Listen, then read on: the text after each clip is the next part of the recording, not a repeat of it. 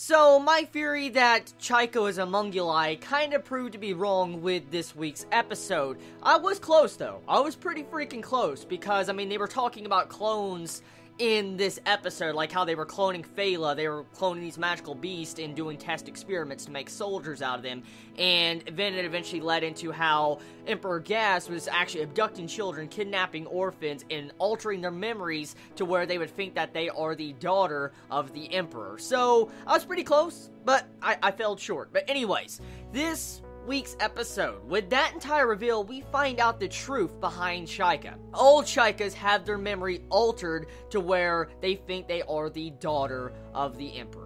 Now, here is the big question. There's still a couple mysteries that are left on the table even after this episode. Even though we had a bunch of reveals about how a bunch of children got abducted and turned into the daughters of Emperor Gaz, it doesn't explain the scar. The scar on the neck, that's not explained. And also that's not explained is Vivi, because as we found out with this episode, all these children that got abducted and turned into orphans, pretty much like they're orphans, abducted, and memory altered, we found out everything was gone from them. Like, everything from the past was deleted. And then they searched out for the remains of the Emperor. So, how is Vivi different from the other Chaikas? That's the question, because we do know that she had a very mysterious past background. It was brought up a couple episodes back, but I mean, why does she kind of seem like she's normal, like a normal human being, like a normal girl? I mean, you'd think since she has been altered, like her memories have been altered, she would turn into a full Chaika like the other Chaikas. So, the guy that brought up a couple episodes back, like, you're kind of half Chaika, didn't finish fully, I'm curious exactly why? Like, why is her memories the same, and when does this Chaika aspect, like, come into effect? Because, I mean,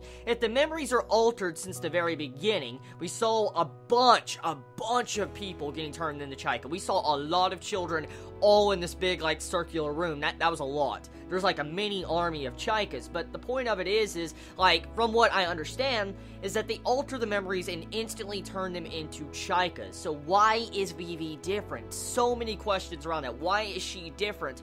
And another thing, too, is, like, what does the scar mean? There has to be a meaning behind that scar, because we do know that one of the Chaikas in the past got, their head cut off. That was actually with the Emperor. So, what type of connection does this scar have with the other Chaikas? Because it's definitely important. It is definitely a major important plot point of this series.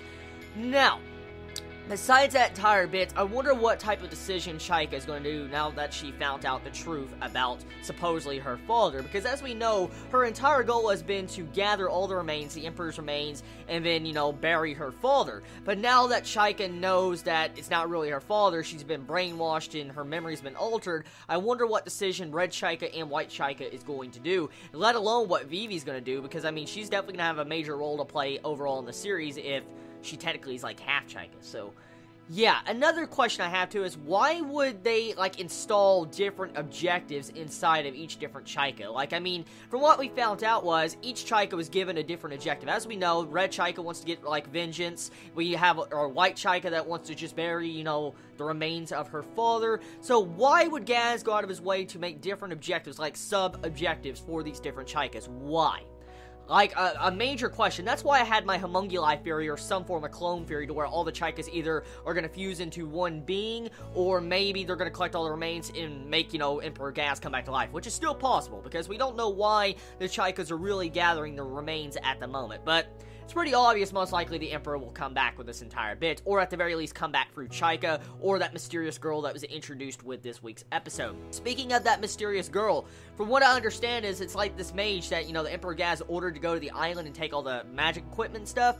It seems like he's been studying on this island, and he made this, I don't know what it is, probably it's a test subject, of course, in a tube, but what exactly is that girl inside the tube? Is that another form of Chaika?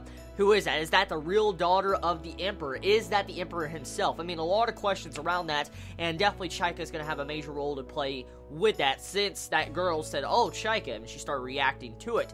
Now, from some exposition we got in this week's episode, the Kraken, the actual real Kraken, was talking to Chaika, and from what I could see is the shape and form of that Kraken looks like the exact same thing we saw in the first episode of Hitsugi no Chaika. Remember when I brought up, like, episode or two back, I said, like, the entire form of the first episode looked like a dragon, and maybe Chaika is going to meet this person. Well, it looks like it's actually the Kraken that was talking to her. I'll have to go back and listen to the voice of it to see if the voice is actually the same as the Kraken from this episode. But either way, the Kraken prophesizes and says that Chaika will lead to destruction.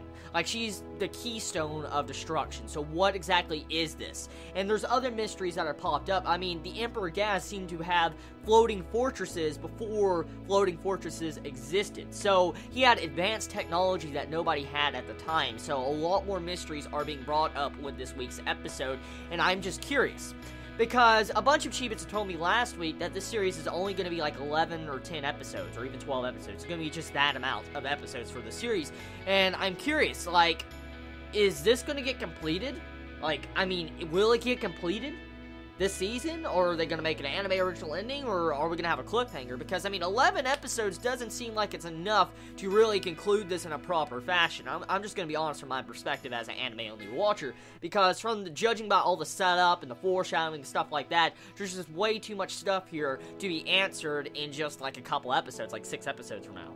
It's way too little. So we'll have to see exactly where they take it, but the episode was really good, and for the most part, the art and animation was okay. There was a couple of derps in this episode, a little bit of animation derps. I posted one on Twitter if you want to go check it out.